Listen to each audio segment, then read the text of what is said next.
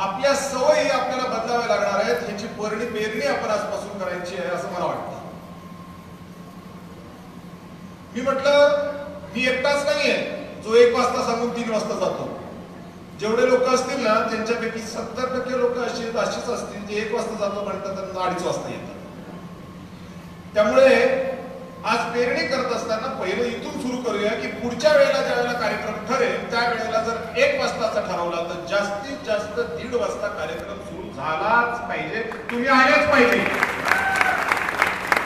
कारण तुम्ही नाही आले की काही कावळे नाक्यावर बसलेलेच आहेत. तिथं काय चाललंय रे? आले का लोक? नाही आले. संपलं संपलं संपलं संपलं. नगारा पिटून द्या. हर्षवर्धन जाधव संपला.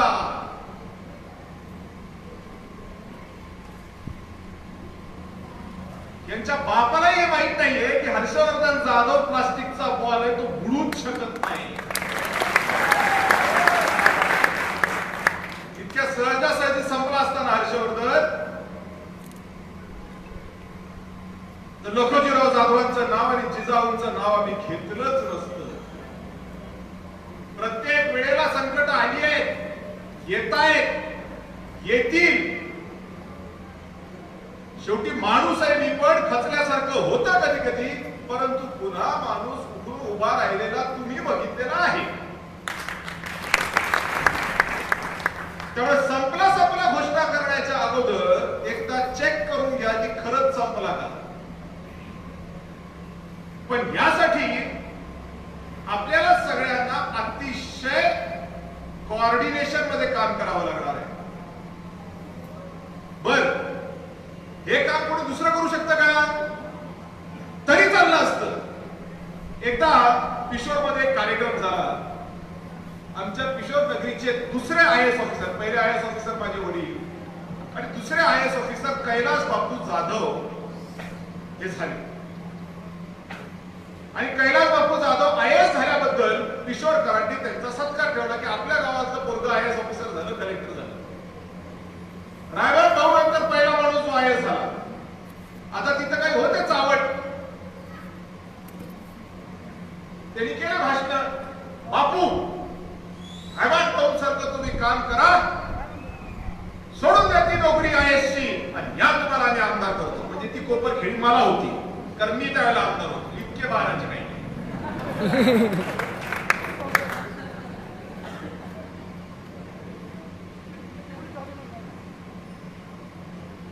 भाऊंच्या नंतर तुम्ही IAS झाला, ही नगरी पावन झाली आणि आता आमदार तुम्हीच.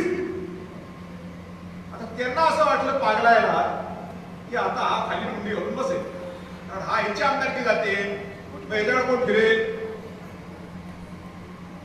मग ते टप्प्याटप्प्याने आलं भाषण माझ्याकडे. मी घेतला माईक हातात.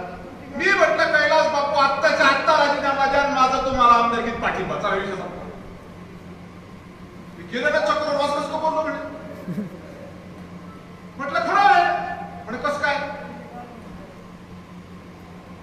म्हटलं एक IAS ऑफिसर जर आमदार व्हायचं म्हणत असेल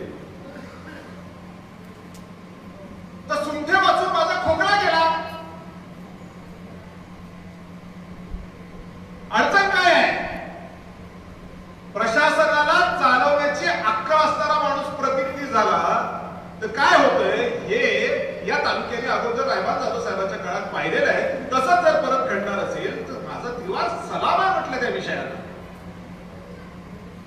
अर्थातच नंतर बापूंनी त्यांच्या भाषणात उत्तर दिले की बाबा मला काही हे करायचं नाही, कारण रायबान जाधव ज्या वेळेला कलेक्टर मुंबई होते नोकरी सोडून कन्नडला आले त्यावेळेला पहिल्यांदा पिशोरची जिल्हा परिषदेची सीट लढले आणि एक 4थी नापास माणसाने मात्र त्यांना पाडलं होतं. आज आता 72 तालुका आहे बऱ्या. 4थी नापास विरुद्ध IAS पण निवडून आला पाहिजे. IAS निवडून कोण होतो? 4थी नापास. मग आता अशा तालुक्यात मी माझी नोकरी सोडून येऊ का? माझं तरी झालं म्हणे मी. हे उत्तर त्यांचं. त्यामुळे म्हणतो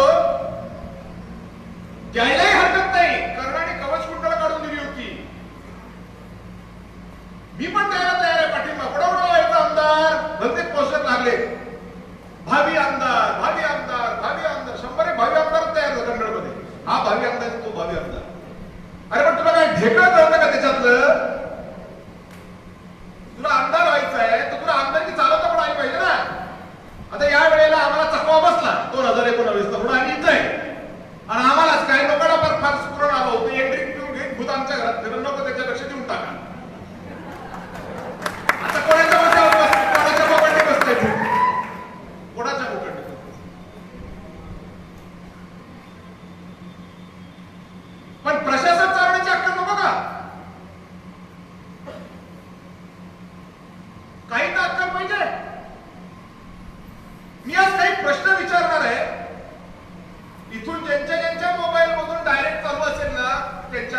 ना फोन असतात, काही काही काही स्वयंपाकात बसलेले असतील, काही कुठं बसलेले असतील.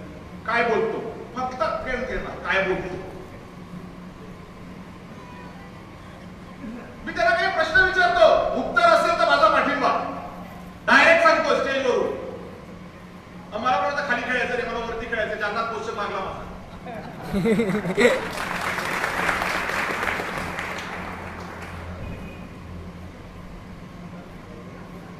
काही प्रश्न विचारतो. एक रस्ता काढायचा आहे शेताला, त्या शेताच्या बाजूने 5-7 शेत आहेत. ते काय त्या शेतकऱ्याला तिथं शेतीत जाऊ देत नाही तर येऊ बी देत नाही. तर त्या शेतकऱ्याला त्याच्या शेतात रस्ता तुम्ही काढून देणार कसे, पहिला प्रश्न. कारण तुम्ही फोन केल्याच्या नंतर तुम्ही जर का असलेच ना, तुम्ही तुमच्या गाडीमधून उतरलेच, तुम्ही म्हणजे कोण, हे आमदार, भावी आमदार, आणि लावलाच फोन तहसीलदारला चुकून बायचान्स, तर तुम्ही लावणारच नाही. कारण तुम्हाला वाटतं की 500 रुपये दिले की मतदान मिळतं आहे, जर फोन करेल हे. पण काही वेळाने तुम्हाला वाटलं ठीक आहे करतो, केला फोन. तहसीलदाराने सांगितलं की साहेब मी काय करू शकतो, आजूबाजूला खाजगी जमीन आहे, मी नाही देऊ शकत. तर अशा वेळेला तुम्ही तहसीलदाराला काय सांगणार जेणेकरून तहसीलदार तुमचं ऐकेल आणि त्या शेतकऱ्याला रस्ता मिळेल, पहिला प्रश्न. दुसरा प्रश्न, 7-12 तुमची रजिस्ट्री झालेली आहे आणि 7-12वरती तुम्हाला तुमचं नाव पाहिजे, त्याच्यासाठी तुम्हाला फेर करायचं आहे आणि त्याला मी तुमचं फेर करत नाहीये. काही माणसांचं तो माणूस गेला आमदाराकडे, साहेब माझं फेर करत नाही, मंडळ अधिकारी तलाठी माझं काम करत नाही, जरा तेवढा फोन करा. आणि तुम्ही त्याला फोन केला, कोणी, तुम्ही म्हणजे आमदारांनी बाय चान्स. आणि मंडळ अधिकारी म्हटलं साहेब काय करू, मी ओपन आहे, 15 दिवसाची नोटीस द्यावीच लागते. आता एका सकारामाने त्याच्यामध्ये आक्षेप टाकला, मला सुनावणी तर घेऊ द्या, सुनावणी घेतल्याच्या नंतर करतो साहेब. तर तुम्ही काय म्हणणार, भाऊ तेवढं करून दे ना, ते आपले जर करून दे ना तेवढं काम, असं म्हणणार का तुम्ही? काय म्हणणार तुम्ही? आमदार महोदय, भावी आमदारांना प्रश्न चाललाय हा, काय म्हणणार की या माणसाचा फेरफार विदाउट प्रॉब्लेम कसा होऊ शकतो, हे कसं तुम्ही त्याला सांगा. प्रश्न क्रमांक 2. याचं उत्तर मी जर आता सांगितलं ना तर मला माहिती आहे, त्यामुळे प्रश्न विचारतो आणि तुम्हाला अनुभव आहे की दादाला माहिती आहे, त्यामुळे विशेष करून सांगायची गरज नाही. प्रश्न क्रमांक 3, तुमच्या कार्यकर्त्यामध्ये, तुमच्या गावातल्या दुसऱ्या टीमच्या कार्यकर्त्यांमध्ये तुंबळ हाणामारी झालेली आहे. पीआय म्हणतो मी दोघांवर गुन्हा दाखल करेन, कारण दोघांनी एकमेकाची डोकी फोडली आहे. अशा परिस्थितीत तुमचे कार्यकर्ते तुम्हाला येऊन म्हणतात की साहेब, आमदार साहेब मारलं मला, मी नाही मारलं त्याला, भले मी मारलेला असो, मी नाही मारलं त्याला, त्यांनीच मला मारलं शेतीच्या बांधावरून. आता तुम्ही माझं रक्षण करा. मग तुम्ही पीआयला काय सांगणार? तुम्हाला तर पीआयला फोन करावा लागेल. आता हे आताचे असे आणून ठेवले, हे पीआय मला कोणीतरी सांगितलं की त्या तहसीलदाराच्या गाडी समोर उभं राहायला आग्रस्त आणि तिथे त्या तहसीलदाराच्या ड्रायव्हरला विचारतो की साहेब साहेब कुठे. आता ही अशी अवस्था आहे तर काय तो फोन लावणार, लावला फोन, काय म्हणणार पीआयला की काय केलं तर तुझ्या कार्यकर्त्याला हात लागणार नाही, मात्र समोरचा 100% खलास होईल, असं तू काय सांगशील. प्रश्न अतिशय छान साधे साधे प्रश्न आहे, काही फार भारी प्रश्न नाहीये. दैनंदिनरित्या आमदाराला हे प्रश्न समोर येतात, ते आमदाराला सॉल्व्ह करावे लागतात. तुला आमदार व्हायचं ना, भावी आमदार ना तुम्ही, मला दाखवा काहीतरी कर्तृत्व. जागा जागा ते शेण आणून बसवलं, याला काहीच करता येईल आम्हाला. आता लोक म्हणतात आम्ही मोर्चा काढतो कन्नडला, मोर्चावरून करता काय? नाही मोर्चा आम्ही काढतो आमदार बदला. आपल्या डोक्यात फरक आहे का? तुमच्या घरी बसा, 3 वर्षानंतर विधानसभेची निवडणूक आहे, तेव्हा पैसे घेऊ नका, बस झालं. साधा प्रश्न आहे, जमणार काय? काही फार चिल्लर प्रश्न आहे तो.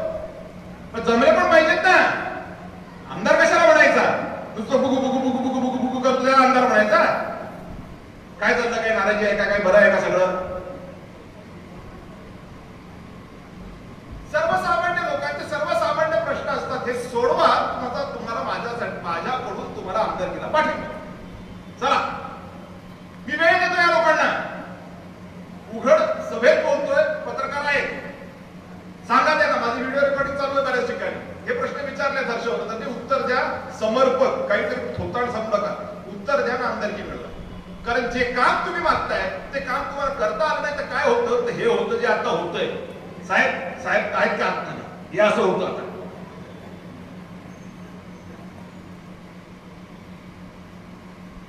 व्हिडिओ ग्रामसेवक ऐकत नाही तुमचं. काय बरेच सरपंच परेशान असतात, काय करणार दादा ग्रामसेवक सहीच करत नाही. अरे सहीच करत नाही, कशी सही करत नाही? तू सरपंच आहे गावचा. नाही दादा ते समजून राहिले, ते व्हिडिओ साहेबांनी विस्तार अधिकाराची लई जोडी आहे त्यांची, सगळ्या पेपर्स दिला. मग तू पैस पण ही कामं तर जमली पाहिजेत ना. कामं जमायचा कोणी प्रश्न नाही, नुसतंच आम्हाला आमदार व्हायचंय. अरे आम्ही भोगलोय हे आता. येड्याच्या गळ्यात हात टाकला, वाटोळं झालं. एंट्री कोणी प्यायचं आता? त्यांनी प्यायचं का तुम्ही प्यायचं का मी पिऊ? हा कोणी प्यायचं एंट्रीन? आता तुम्ही मतदान नाही केलं तुम्ही एंट्रीन पिऊन घेईन. आता मी कसं एंट्रीन पिऊ? आता कोणी प्यायचं एंट्रीन? तर मला असं वाटतं की या गोष्टींना या लोकांना समजणं गरजेचं आहे की आपण जे पद मागतोय ते काम पण आपल्याला करता आलं पाहिजे. नाही करता आलं तर काय नाही. अशा अनेक प्रश्न आहेत जे मी विचारू शकतो आणि ती यादी इतकी लांब आहे खरं म्हणजे की ती यादीच संपू शकत नाही. हे जनरल स्थायिक प्रश्न आहे. एखादा पेशंट हॉस्पिटलमध्ये गेला, शेवटचा प्रश्न आहे टाकून बघतो, आणि हॉस्पिटलमध्ये गेल्याच्या नंतर खाजगी हॉस्पिटलमध्ये गेल्याच्या नंतर त्याने तिकडे उपचार घेतले आणि बिल आलं 5 लाख रुपये. आणि तो परेशान झाला, तर मी 5 लाख रुपये कुठून भरू? ते पेशंटही गेलं, बॉडी मिळत नाहीये परत. तर तुम्ही डॉक्टरला काय म्हणून फोन करणार? काय सांगणार तुम्ही डॉक्टरला? डॉक्टरला तुम्ही काय सांगणार की पेशंटची बॉडी सोड, नाही तर काय? आलं पाहिजे. काय वाटतं? आता कोविड मध्ये किती लोकांच्या बॉड्या गेल्या, लोकांनी अक्षरशः दराने केल्या तिथे. तुझी बॉडी सोडून देतो, 50,000 ठेव, बॉडी तुला देतो. म्हणजे अंत्यसंस्कार करायला मिळावे याच्यासाठी सुद्धा लोकांनी पैसे मोजले. का चुकीचं आहे? हे काम कोणाचं आहे? हे आमदाराचं काम आहे. जमलं पाहिजे ना. हे जर जमणारच तसे करणार. तर आता मला एवढंच या निमित्ताने सांगायचं आहे की इथून पुढे ज्यांना जे काही करायचं आहे त्यांनी आपली स्वतःची लायकी ओळखावी, मग करावं. आणि मी तुम्हाला सगळ्यांना एक गोष्ट सांगतो की जरी माझा जालन्याला पोस्टर लागलं असेल तरी सुद्धा अजून मी ठरवलेलं नाहीये की मला करायचं काय. मी कन्नडलाही येऊ शकतो, सांगता येत नाही. जर जालन्यात माझं पोस्टर लागू शकतं तर लगेच त्याचा अर्थ असा काढू नका. काही लोक लगेच खुश झाले, अरे वा वा वा वा याचं जालन्यात पोस्टर लागलं, गेला, वाचलो. भुशात लाडू सापडले, नाही सापडले. मी इथंच आहे, गेलेलो नाहीये. पण मला एक गोष्ट आपल्याला सांगायची आहे की इथून पुढच्या वळण आपली जी आहे, आपल्याला जे वळण लागलेलं आहे, या वळणाला आपल्याला कुठेतरी दुरुस्त करण्याची आवश्यकता आहे. जर आपण त्याच वळणावर गेलो ना तर पुन्हा अधोगती मिळाल्याशिवाय काही दुसरं मिळणार नाही. बरेच लोक मला म्हणतात की अहो आम्ही खूप पस्तावलो, आमचं खूप असं झालं तसं झालं, आमचा डीपी सुद्धा मिळत नाही. हा ट्रान्सफॉर्मरचा एक विषय, एखाद्या शेतकऱ्याला ट्रान्सफॉर्मर मिळत नाहीये तर तुम्ही त्या माणसाला काय सांगणार? अर्थात मी मागचा मेळावा घेतला होता त्यावेळेला खुलं पुस्तकच करून सांगितलं होतं. आज एमएससीबीचे लोक आमदाराचं ऐकत नाहीत पण हर्षवर्धनचं ऐकतात. आमदारांनी सांगितलं डीपी मिळत नाही, हर्षवर्धन सांगितलं डीपी मिळतो. खरं आहे का खोटं आहे? हा हर्षवर्धन कोण? पण चालवतोय तोच. पदावर असलेला काय? तुम्हाला एवढंच म्हणायचं आहे की तुम्हाला एक वळण बदलावं लागणार. वळण बदललं नाही ना मग काय करणार? आता निवडणुका येणार, निवडणूक आल्याच्या नंतर पुन्हा चालू होणार आहे सगळं रामायण. चला मग तुमचं गाव सांगा पैसे किती, तुमचा इलाका सांगा पैसे किती, तुम्हाला सांगा मंदिराला देऊ का? काही लोक इतके आगाऊ असतात, हो आम्हाला नको, आम्ही फार चरित्र संपन्न लोक आहोत, आम्हाला नको ही सगळी घाण, फक्त आमच्या मारुतीला 51 लाख रुपये देऊ का? अरे का तुमचा मारुती बघायला गेला होता का त्याच्याकडे? आमच्या मारुतीला फक्त 5 लाख रुपये देऊ का? आमच्या मारुतीला 10 लाख रुपये देऊ का? अरे कुठून द्यायचे, कोणी द्यायचे, कसे द्यायचे? आणि मग त्यांनी दिले, तुम्ही घेतले, फटाके फोडले, नंतर 4 महिन्यानंतर तुम्हाला पीक विम्याचे पैसे नाही मिळाले, नुकसान भरपाईचे पैसे नाही मिळाले की तुम्ही म्हणणार अरे अरे अरे अरे अरे उकलो उकलो उकलो उकलो. अरे पण तो गेलं ना भाऊ. ही वळण आपल्याला बदलावी लागणार. आपल्या अंगाला वळण लागलेलं आहे ना चुकीचं, हे बदलावं लागणार आहे. आणि हे जर आपण बदललं तर असं वाटतं की ते सगळ्यात महत्वाचं ठरतं आपल्या स्वतःच्या दृष्टिकोनातून आपल्याला यश मिळवण्यासाठी. एखादा माणूस आमदार होतो की नाही होत याच्यापेक्षा तो झाल्याच्या नंतर काय काम करू शकतो ह्याच्यावरती जर का तुम्ही लक्ष नाही दिलं ना आज, तर उद्या जाऊन तुम्ही संकटात येणार. ह्याचा आज प्रचिती येते सध्या. होतं का खरं सांगा? सध्या लोक म्हणताय काय नाही हो तो बैल आहे. अरे तो बैल आहे, तूच तर निवडून दिला ना भाऊ. बैल कशाला म्हणतो? त्याला घोडा म्हणा, अरबी घोडा आहे, सटकत जातो मुंबईला तसा. त्याला बैल कशाला म्हणतो? नाही तो बैल आहे. सारखा बैल आहे.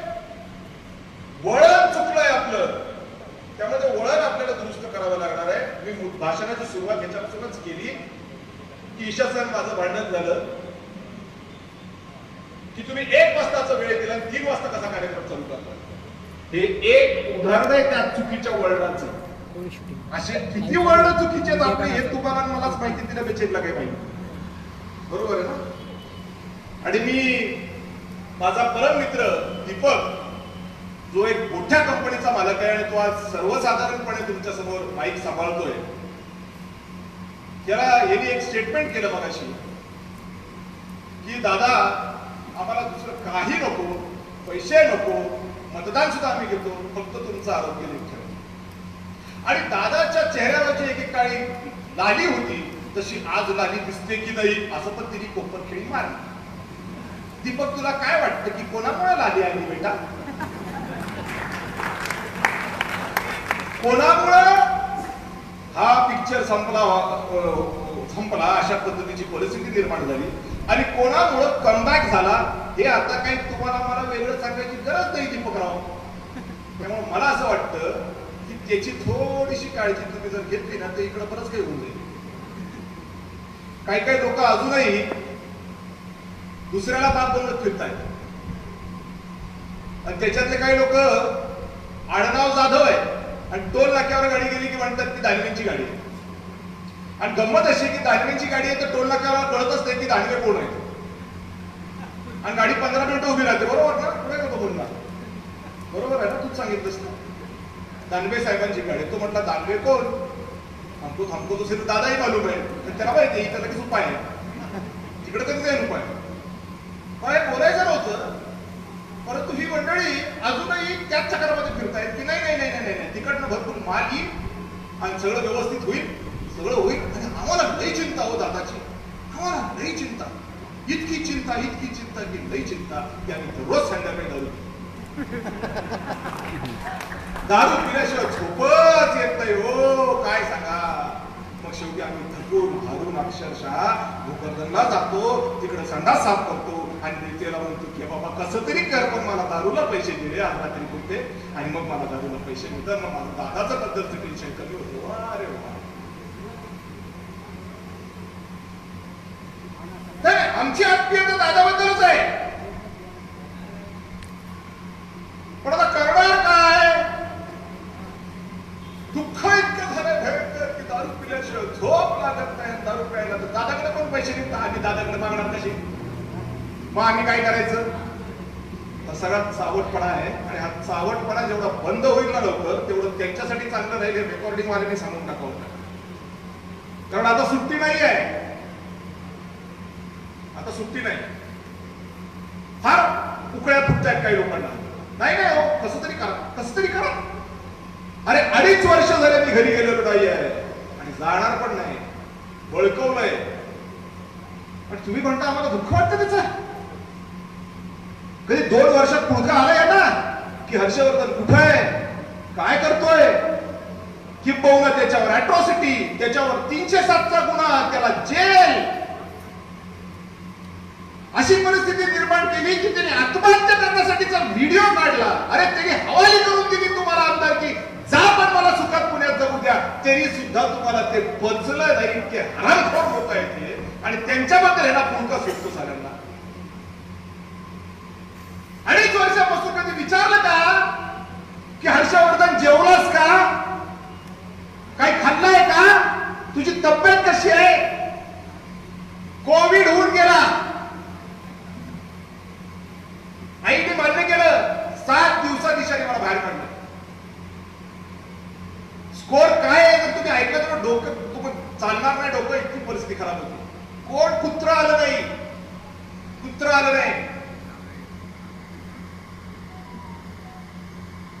तुम्ही म्हणता ना लाली परत आली, ती लाली कोणामुळे परत आली नीट समजून घ्या, एवढीच तुम्हाला विनंती आहे. आणि दुसऱ्यांच्या नादाला लागू नका. तुमच्या दारूसाठी मला दुःख नका बघायला. तुम्हाला जरूर प्यायचे दारू, जरूर दारू प्या. तुम्हाला काय झकमारी करायची ती करा, पण मला नका त्रास द्या.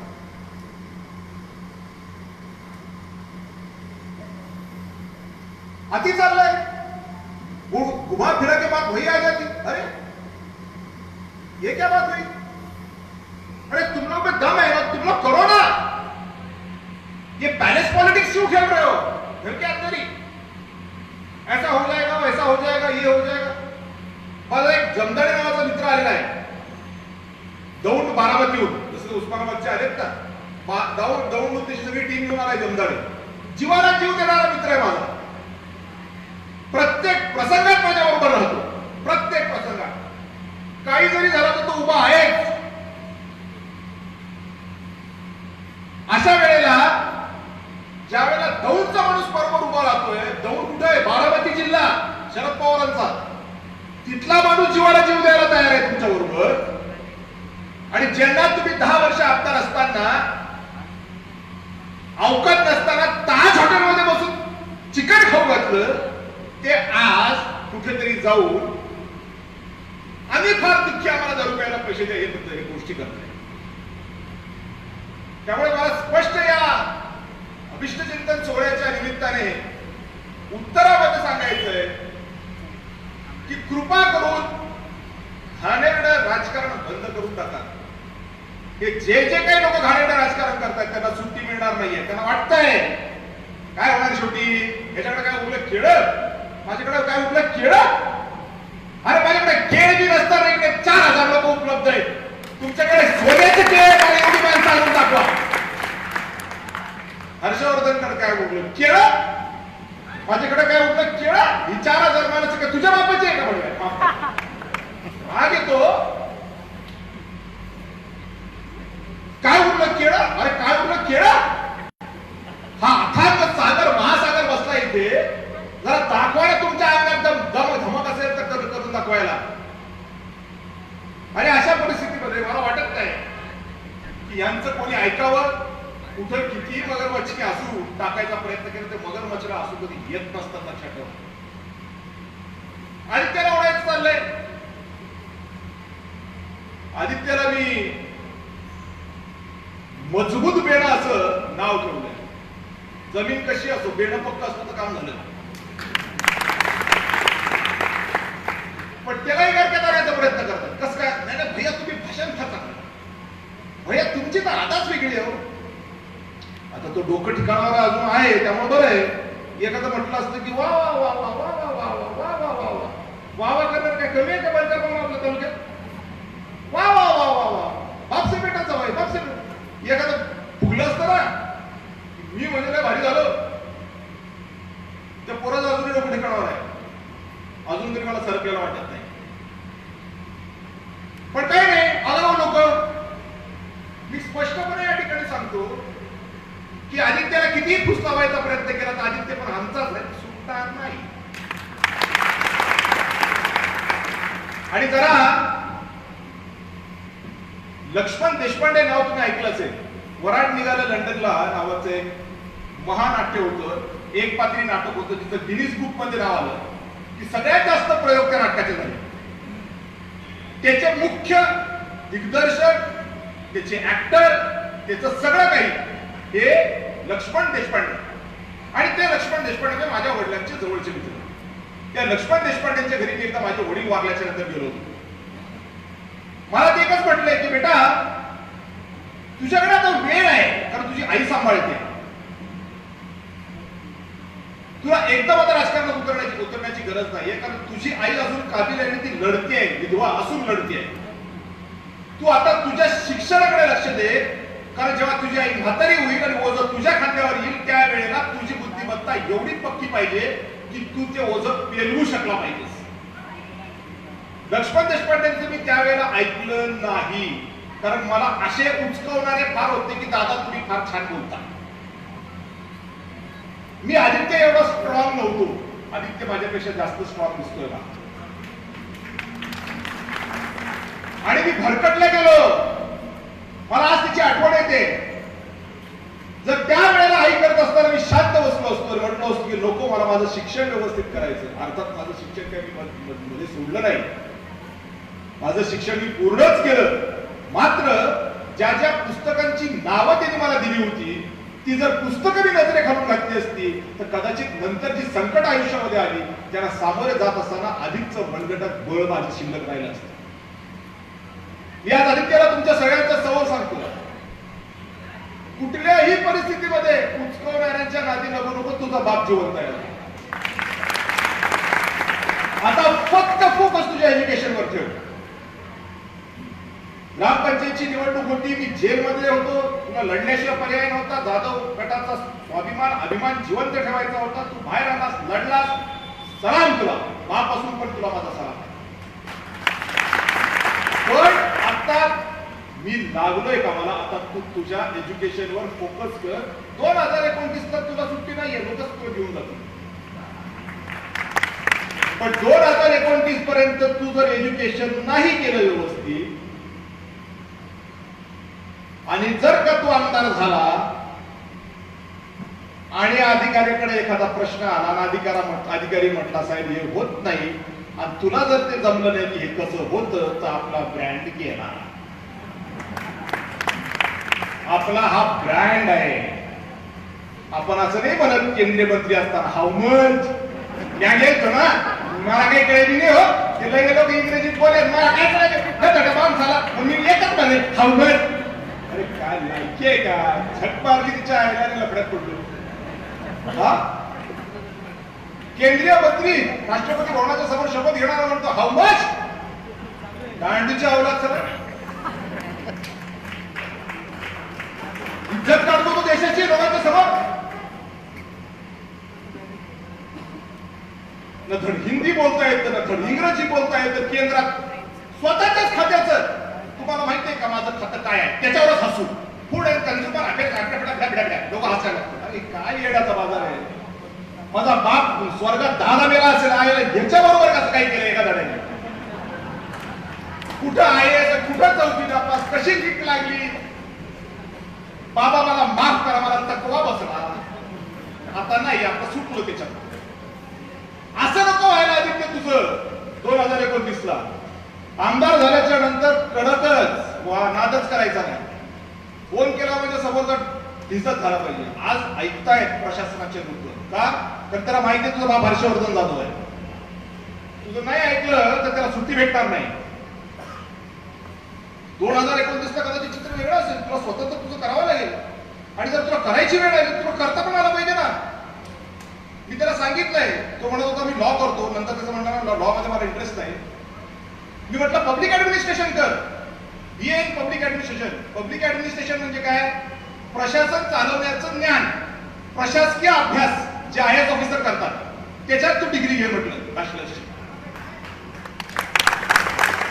उद्या तुला ती नोकरी करायची आहे, हाऊ मच नाही. मी असं म्हटलं, तो काय म्हणलं का गड्या, काही जरी टाकलं की टाक अॅट्रॉसिटी, काही जरी टाकलं की टाक जेलमध्ये, काही जरी टाकलं की टाक जेलमध्ये. परवा एका आमच्या घरातल्या मॅटर मध्ये गेलो होतो, तिकडे शिक्षा नक्की भेटेल. म्हटलं हो भेटेल, पण ती कोर्टाने दिली पाहिजे, दम धर.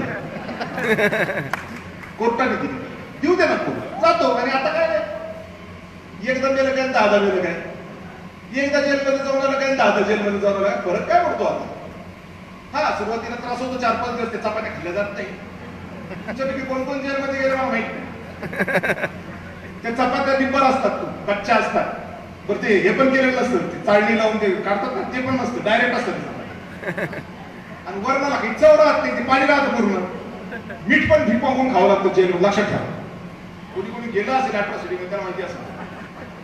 मीठ चोरी चोरीने आणावं लागतं, कारण मीठ सापडतं तर लय आणलं तरी, आणि मीठ तर राहत नाही. आता याला ज्याला प्रॅक्टिस नाही तिची लय अवकाळ होती. मी 15 दिवस बिस्किट खाल्ली, म्हटले जेवण पाहू शकत नाही तर खाण्याचा प्रश्न कुठं आला. जेव्हा 1 महिना पूर्ण झाला तर 60 आले पोट्यात, 4-4 पोळ्या मला बाहेर आल्यावर ते चांगल्या हॉटेलमध्ये घेऊन गेली शंभर खटात आलं नाही म्हटले काय हे चांगलं आणलंय म्हटलं असं त्यामुळे आता ती बी भीती निघून गेली टाक जेलमध्ये 150 आलं होतं ते म्हणे ते आपल्या एका कार्यकर्त्याने म्हणे तू पागल आहे म्हणे त्या हर्षवर्धनच्या मागे फिरतो पण काऊन आता तुला माहिती का म्हणे येऊ दे निवडणूक जवळ टाकू म्हणे त्याला आतमध्ये त्या बाईला बी टाकून त्याला बी टाकू म्हणे आता एकदा हौसनी झाली मेगा दर्जाची पुन्हा हौस करू म्हणे हौस हुसत त्याला टाकतच नव्हतं गेलं का भरून ते आलं माझ्याकडे ते म्हणे दादा इथं असं म्हणू लागले मलाही थोडं म्हटलं चालेल काय भानगडी तुमची तर मी माझे एका मित्र आहे तो वकील आहे काही आहे 30 माझ्यासाठी त्याला पैसा लागत नाही त्याला एंडेवर फॉर्च्युनर लागत नाही ते बेचारा आहे ॲल्टोमध्ये बी खुश आहे त्याला मी विचारलं खरे भाऊ हे 8 टाकलं तर इलेक्शन लढता येते का ते पण 200% लढता येते पप्पू करणे कसं निवडून झाला म्हणजे आज सुटलं म्हटलं कोण म्हणजे 8 टाकल्यानंतर सुद्धा फॉर्म भरता येतो बरं अरे म्हटलं जर असं असं तर सुटलं ना मग भेव कसं आहे टाकामध्ये फक्त एकच होऊ शकतं काय आणि ते करायची तितकी हिंमत त्याची होणार नाही पण सांगता येत नाही चकवा आहे कोणाला कसाही बसू शकतो खोल होऊ शकतो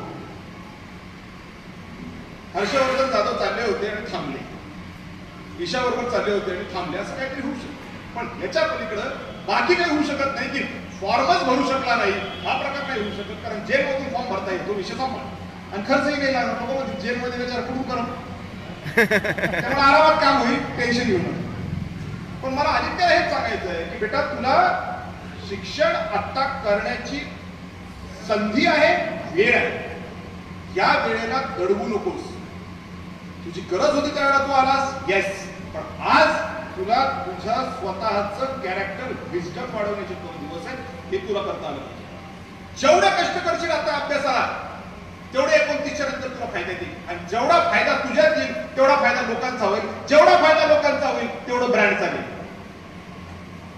आज हर्षवर्धन जाधव सत्तेत नाही मी पुन्हा पुन्हा सांगतोय हर्षवर्धन जाधव सत्तेत नाही पण डीपी हर्षवर्धन जाधवच देतो हर्षवर्धन जाधव सत्तेत नाही पण शेताकडे जमीन शेताकडे जाणारा रस्ता हर्षवर्धन जाधवच काढून देतो हर्षवर्धन जाधव सत्तेत नाही पण पोलीस स्टेशनला कशा माणसं वाचवायची ते हर्षवर्धनच वाचवतो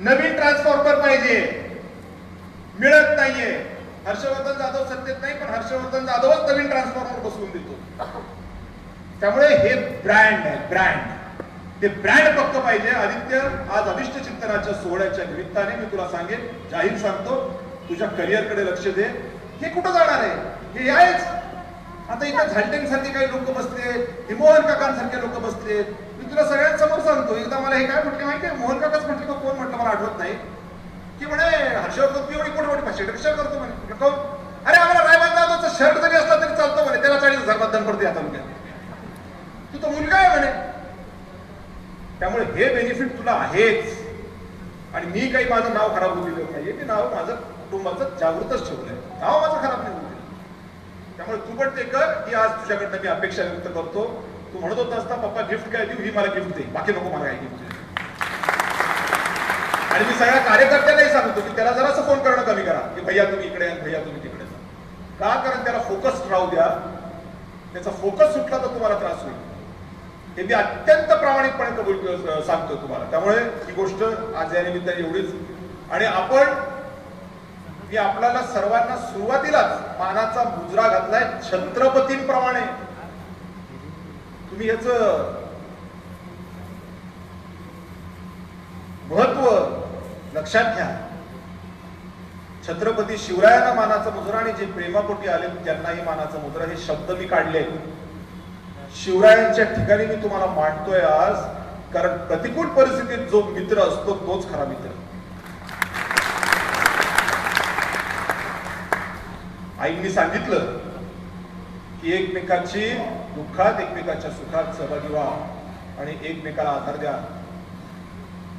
खरोखर त्याची गरज आहे आणि तुम्हाला मला तुमच्या गरजेपेक्षा किंवा माझ्या गरजेपेक्षा या सर्वसामान्य लोकांना याची गरज फार आहे कारण प्रॉब्लेम मध्ये ते आहेत बेचारे एखादा हुशार माणूस असतो ना तो काहीतरी येडे वाकडे चाळे करून काम करून घेतो पण गरीब माणसाला काम नाही करून घेता येतो एखादा फाटका धोतर असलेला माणूस जर का म्हटला ना तहसीलदारकडे जातो, एक तो तहसीलदारकडे जातच नाही, फार तर फार जातो तलाट्याकडे. आणि म्हटलं ना साहेब माझं एवढं फेरफार करून द्या, माझ्या पोराने मला असं केलं, काही घंटा मोजत नाही तो तलाठी त्याला मोजतो. मग त्याला कोण पाहिजे औषध? त्याला तणनाशकच पाहिजे. तर कृपा करा हे तणनाशकांना तुमच्या पाया पडतो, तुमच्यासाठी नाही माझ्यासाठी पण नाही, त्या गरीब माणसासाठी जो कष्ट करतोय, मेहनत घेतोय, रात्र दिवस एक करतोय, त्याच्या हातात काही मिळत नाही, त्याच्यासाठी तुम्हाला तणनाशक आणावंच लागेल, मला तुमच्यासाठी सादर व्हावंच लागेल. माझे काहीही प्रश्न असतील तरी मला ते प्रश्न घरात ठेवून मला बाहेर हसतमुख राहावंच लागेल, तुमच्या सेवेसाठी उपलब्ध राहावंच लागेल. मला सुट्टी नाही, तुम्हालाही सुट्टी नाही. कोणासाठी? त्या रयतेसाठी, ज्या रयतेच्या माणसाला, प्रत्येक नागरिकाला आज याची आवश्यकता आहे, त्याच्यासाठी आपल्याला उठून उभं राहावंच लागेल, गत्यंतरच नाही आहे. आणि त्या पद्धतीने आपण करावं, अशा पद्धतीची आपल्याला विनंती करतो. माझ्या अभिष्टचिंतन सोहळ्यासाठी आपण मोठ्या प्रमाणात इथं आला, याबद्दल आपले मनापासून धन्यवाद. पण इथून पुढचा प्रवास अतिशय ताकदीने आपण करूया, जोरात करूया, एवढंच या निमित्ताने. आणि न जेवता कोणी इथं जाऊ नये एवढी विनंती. सर्वांचे धन्यवाद. जय हिंद, जय शिवराय.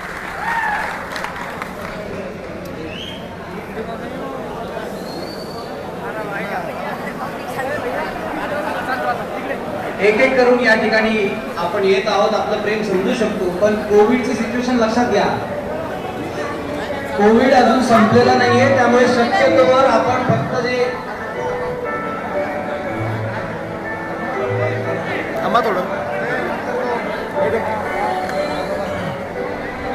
अरे